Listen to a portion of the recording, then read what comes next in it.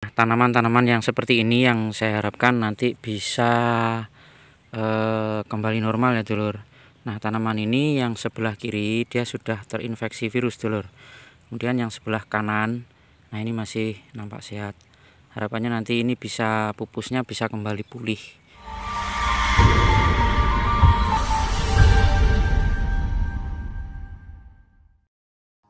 Assalamualaikum warahmatullahi wabarakatuh. Salam jumpa kembali dulur dengan channel Sedulur Tani. Dulur, gimana kabarnya hari ini? Semoga selalu dalam lindungan Allah Subhanahu wa taala.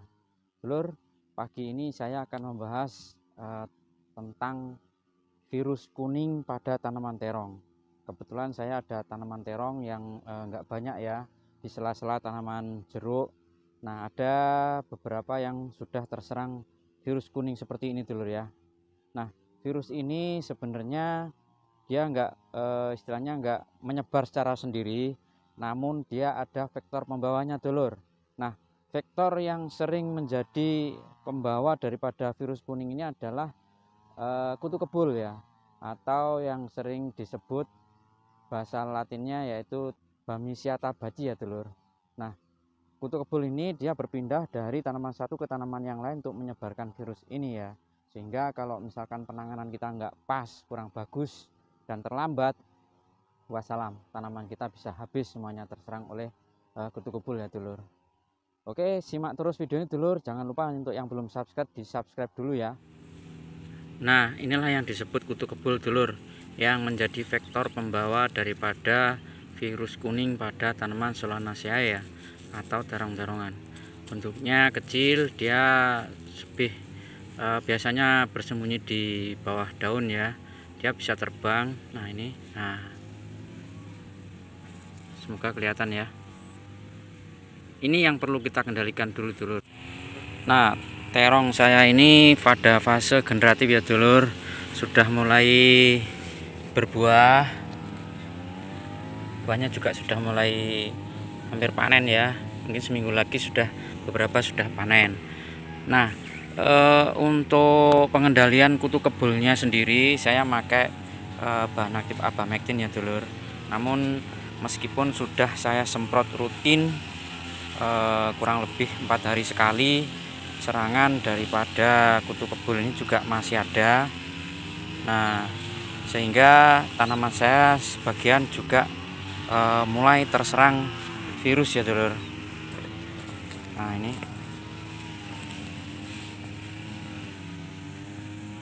Nah, khusus edisi hari ini saya akan melakukan penyemprotan yang tujuannya adalah untuk menanggulangi kutu kebul ya dulur. Penyemprotan bagaimana? Penyemprotan menggunakan susu skim. Nah, mungkin banyak yang bertanya ya, kenapa harus disemprot dengan susu? Nah, sebenarnya virus itu sendiri dulur, itu mengambil protein dari tanaman inang. Kalau misalkan di tanaman terong ya mengambil protein daripada tanaman terong itu ya untuk hidupnya dia. Nah, jika kita menyemprotkan pestisida bareng sama susu, nah nanti istilahnya protein daripada susu ini akan disenangi oleh virus dulur. Nah, ketika susu ini dihisap oleh virus, padahal susu ini sudah kita campur dengan pestisida, harapannya nanti populasi daripada virus itu akan berkurang itu, banyak yang mati, harapannya seperti itu ya. Nah, sampai saat ini untuk tanaman yang terserang virus ini belum ada obatnya dulur. Satu-satunya cara selama ini yang saya lakukan adalah dengan mencabutnya, karena itu bisa mengurangi proses penyebarannya dari tanaman yang sakit ke tanaman yang sehat ya dulur. Dengan susu skim harapannya nanti bisa mengurangi proses penyebarannya ya dulur. Treatment yang saya berikan dosisnya adalah untuk 1 tangki 14 liter itu saya menggunakan susu skim ini 3-4 sendok ya dulur. Kemudian untuk inseknya saya pakai abamectin. Ini kebetulan saya punya Abasel. Ini dosis sesuai anjuran ya yang tertera di label. Kemudian saya tambah dengan Imida ya. Ini saya pakai merek Avidor dulur. Ini juga dosis sesuai anjuran ya dulur. Nah, untuk nutrisinya itu agar tanaman itu bisa kembali pulih, saya pakai Viovita. Ini yang untuk pertumbuhan ya dulur. Tidak lupa saya tambahkan pula asam amino ya ini dulur. Tujuannya apa? Tujuannya ini kalau seumpama manusia itu sebagai penguat imun ya, biar tanamannya lebih sehat dan kuat dulur. Nah, untuk P dan K nya saya menggunakan MKP dulur, karena tanaman terong saya ini ada di fase generatif, jadi saya tambahkan MKP ini 2 sendok makan dulur. Oke, langsung kita aplikasikan ya dulur.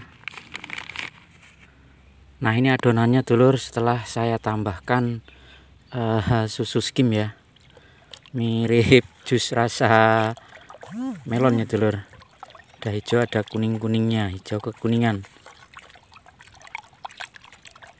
Kita aduk terus. Mohon maaf ini untuk proses penambahan bahan kimianya tadi tidak saya shoot videonya karena saya sendiri dan nggak membawa tripod ya. Tapi untuk dosisnya sudah saya sebutkan tadi ya dulur.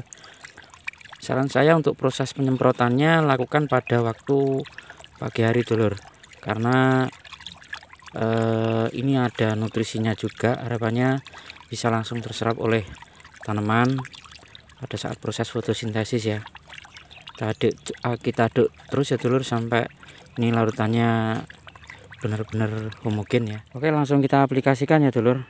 Jangan lupa untuk proses penyemprotannya ini diusahakan merata ya, artinya dari atas maupun dari bawah daun ya dulur, karena untuk nutrisi itu harusnya dari bawah, cuman kalau untuk penyakit juga saran saya dari atas maupun dari bawah. Bismillahirrahmanirrahim.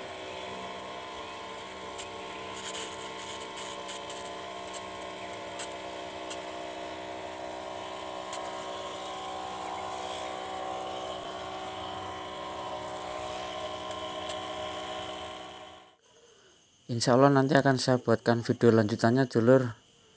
Semoga video ini bermanfaat. Saya akhiri, wassalamualaikum warahmatullahi wabarakatuh.